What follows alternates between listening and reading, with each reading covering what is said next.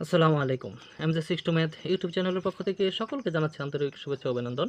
নবম শ্রেণীর প্রিয় শিক্ষার্থীরা এবং দর্শকবৃন্দ, আজ লগারিদমের ধারণা ও প্রয়োগের যে অনুশীলনীটি রয়েছে, এই অনুশীলনীর ৭ নম্বর প্রশ্নটি, যে সমস্যাটা রয়েছে, যে ৭ নম্বরের যে অঙ্কটি রয়েছে, তা সুন্দর সহজ পদ্ধতিতে আমি করিয়ে দেব, যেটি হয়তোবা অন্য কোথাও তুমি পাবে না, আশা করি।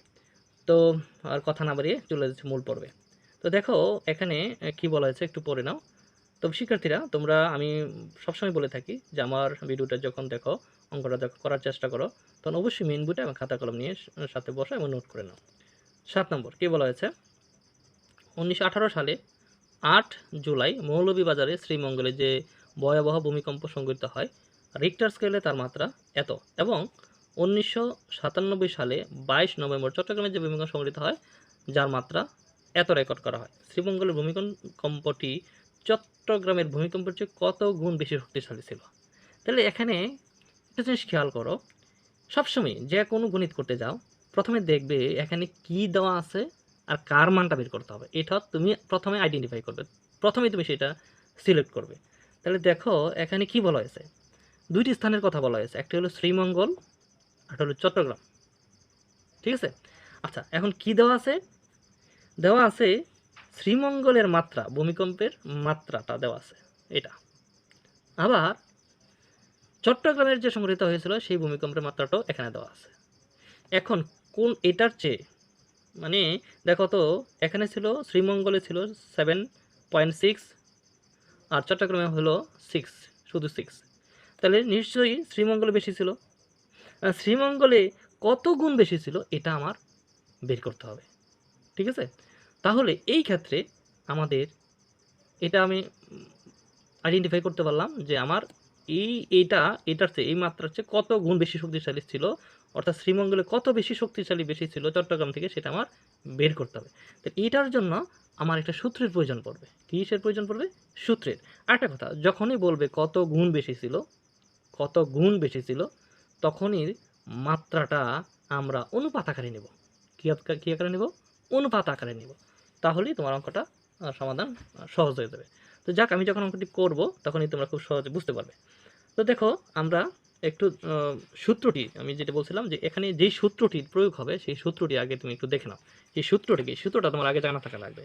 তাহলে মেন সূত্রটি হলো এটা, যে তোমার ভূমিকম্প যে মাত্রার নির্ণয়ের যে সূত্রটি, হ্যাঁ, ভূমিকম্পের মাত্রা নির্ণয়ের সূত্র, ভূমিকম্পের মাত্রা, এটা সূত্রটা হলো লগ 10 আই বাই তোমার এস, আই বাই এস।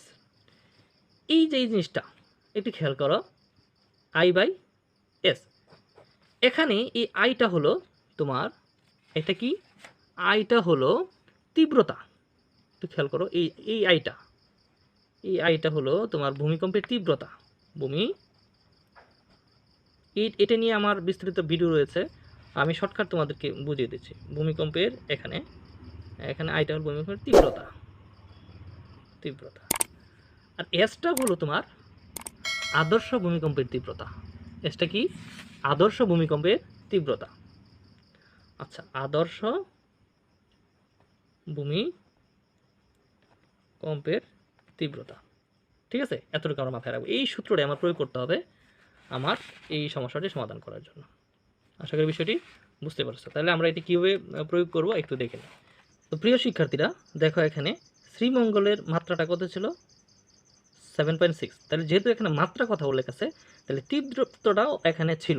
তাহলে আমরা এটার তীব্রতাটা কত এটা আমরা ধরে নেব, আর আমার এই তীব্রটাই আমার বের করতে হবে। আর এটা হলো চট্টগ্রামের মাত্রা হলো এটা, এবং তাহলে অবশ্যই সেখানে একটা তীব্রতা ছিল। তাহলে এটার তীব্রতাটা কত এটা আমরা ধরে নেব, অর্থাৎ যেখানে মাত্রা জড়িত সেখানে তীব্রতাও জড়িত। তাহলে মাত্রার সাথে এখানে তীব্রতাটা আমরা ধরে নেব, যেহেতু মাত্রা দেওয়া আছে তীব্রতা নেই।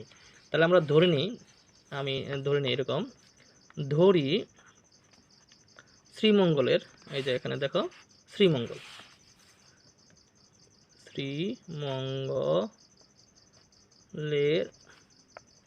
ভূমিকম্পের তীব্রতা তীব্রতা। আচ্ছা, তাহলে তীব্রতাটা আমরা ধরে নিই। তীব্রতাকে কি দ্বারা প্রকাশ করো? এই যে আমি পূর্বেই বলেছি, দেখো আই দ্বারা প্রকাশ করা হয়। কি দ্বারা? আই দ্বারা। তবে যেখানে এখানে শ্রীমঙ্গল কথাটা উল্লেখ আছে, তাহলে আমরা এখানে এস কথাটা একটু লিখে দিই, কোনার মধ্যে একটা এস লিখলাম, অর্থাৎ শ্রীমঙ্গলের। আচ্ছা, তাহলে এটার সাথে আরেকটা রয়েছে, সেটা হলো চট্টগ্রাম। তাহলে এটাও ধরি, এবং চট্টগ্রামের, হ্যাঁ, চট্টগ্রামের ভূমিকম্পের তীব্রতা সেটা আই, এটা সি ধরলাম। ঠিক আছে, ওকে।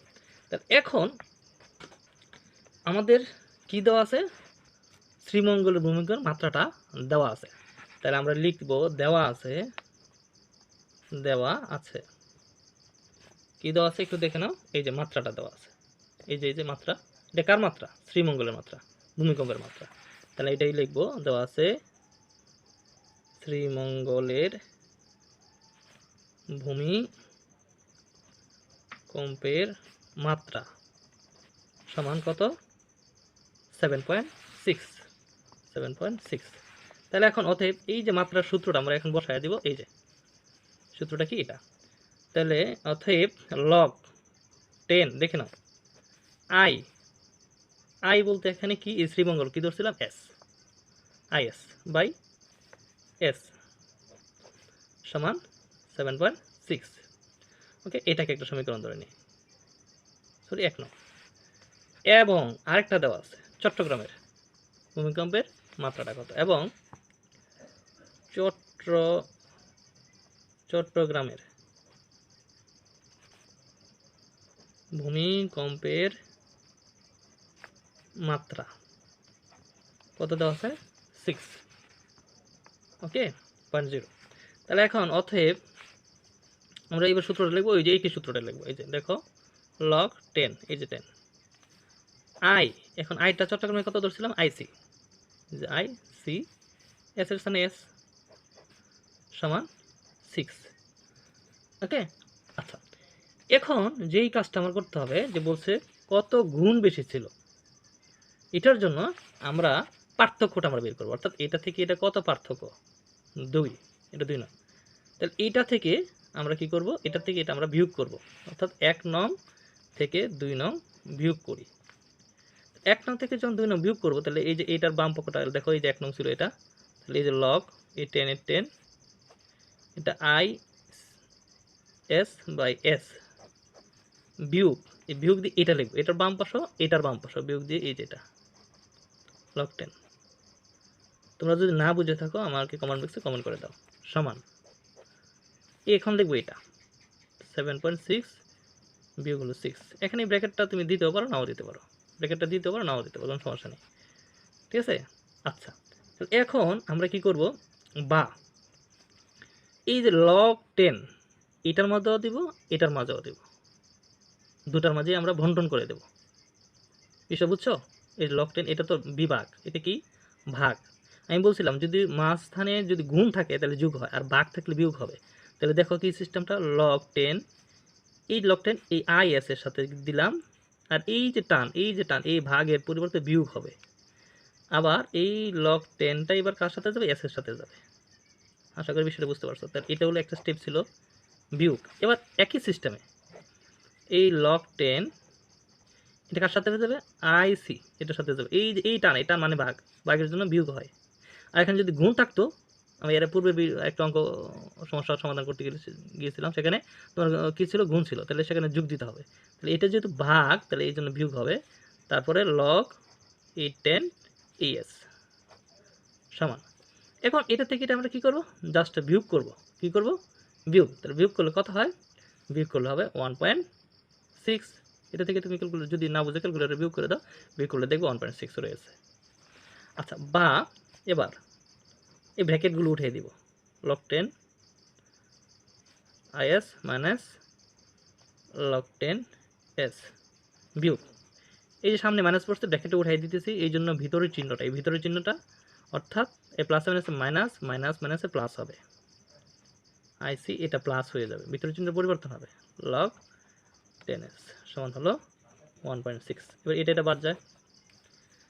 এখন বাকি রয়ে গেল লগ 10 আইএস মাইনাস লগ 10 আইসি সমান হলো 1.6। এখন এই দুইটার থেকে আমরা আবার লগ 10টা কমন নিব, এই যে লগ 10 কমন নিব। লগ 10 কমন নিলে এখানে কি থাকবে IS। ওই সময় দেখো ভাগ ছিল বিদায় বিয়োগ হয়েছিল, তাহলে এখন বিয়োগ থাকলে কি হবে বলো তো দেখি, এখানে কি হয়ে যাবে ভাগ হয়ে যাবে, ভাগ হবে, ভাগ আইসি। বুঝতে পারলাম, ভাগের ক্ষেত্রে যেমন বিয়োগ হবে, কমন নিলে আবার বিয়োগ ভাগ হবে, সমান 1.6। আচ্ছা, তাহলে এইটাকে, এই যে ভাগটাকে আমরা কীভাবে লিখতে পারি, লগ 10 IS বাই IC, ঠিক আছে না, সমান হলো 1.6। আচ্ছা, এখন যদি এটাকে আমরা সূচকীয় আকারে লিখি, কি আকারে, সূচকীয় আকার, এটা হলো লগ আকারে, এবার সূচকীয় আকারে যদি আমরা লিখি তাহলে সেটাকে আমরা কীভাবে লিখবো, অর্থাৎ আমরা সেটাকে আমরা লিখতে পারি, বা এই যে এই পাশে যা আছে এইটা এসে এখানে বসবে, এই 10 এর উপরে বসবে, এই 10 1.6, আর এই স্থানটা এসে এটা দখল করছে, তাহলে এটা যে গিয়ে এই পাশে বসবে, সমান IS বাই IC, তখন আর লকটা থাকবে না। এইটা নিয়েও আমার একটা ভিডিও রয়েছে, এটা একটা সূত্র আকারে সেটা কীভাবে হয় সেটা নিয়ে আমি বিস্তারিত ব্যাখ্যা রয়েছে, তোমরা ইচ্ছা করলে দেখে নিতে পারো। অর্থাৎ সহজ কথা হলো, এই লগ যখন থাকবে তখন সূচকীয় আকারে নিতে গেলে এই ভিত্তির উপরে আসা ওই পাশে যা থাকবে তা এসে বসবে। এই যে দেখো এখানে ভিত্তি ছিল 10, 10 এর উপরে এসে এটা বসছে, আর এটা যেয়ে ওই স্থানটা দখল করবে এবং লকটা আর হবে না। ওকে, আচ্ছা, এখন আমরা কি করব, আমার মূলত এটি আমার অঙ্ক হয়ে গেল। এখন আমরা জাস্ট একটু করতে পারি যে এটাকে আমরা আর গুণন করে দেই, অথবা তোমরা এটার রেজাল্ট কত হয় একটু দেখো, এটা আমরা সাইন্টিফিক ক্যালকুলেটর বের করে নিতে পারো যে এটার রেজাল্টটা কত হয়। তাহলে এটার রেজাল্ট হবে তোমার, যদি সাইন্টিফিক ক্যালকুলেটর আমরা বের করি 10⁻1.6, সাইন্টিফিক ক্যালকুলেটর যদি আমরা বের করি তাহলে হবে 39.81071 এরকম, সমান IS বাই IC। এখন আমার চাইছিল এটা শ্রীমঙ্গল ছিল আর এটা ছিল চট্টগ্রাম, তাহলে কোনটা কত গুণ শ্রীমঙ্গলের চেয়ে, আর শ্রীমঙ্গল কত গুণ বেশি ছিল, তাহলে আমরা এটা গুণ করে দিতে পারি। এটা নিচে 1 আছে, 1 দিয়ে যদি আমরা গুণ করি, অতএব 1 দ্বারা যদি গুণ করি, IS সমান হলো 3 বাই দিই এখানে, বা 9.81071, এই যে এটা লিখলাম, এটার সাথে এটা গুণ করলে এটা, আর এটার সাথে এটা গুণ করলে IC। তাহলে অতএব এই যে IS সমান না লিখে, সমান না লিখেন তো, সমান আছে, সমান না লিখে আমরা প্রায় লিখে যদি দিই, প্রায় চিহ্ন, তাহলে এটা 39 আছে, আমরা এখানে এটা দিতে পারো, আরও আছে, এই যে আরও আছে দিতে পারো 39-এর উপরে, তাহলে আমরা দেবো এটা 40 গুণ হলো IC। তার মানে শ্রীলঙ্কার যে তীব্রতাটা ছিল ভূমিকম্পের, তা চট্টগ্রামের 40 গুণ বেশি ছিল। কত গুণ? 40 গুণ।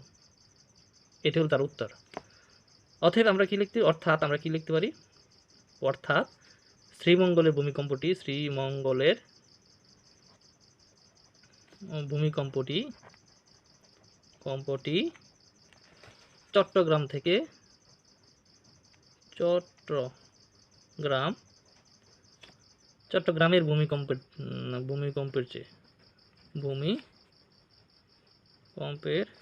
চেয়ে 40 গুণ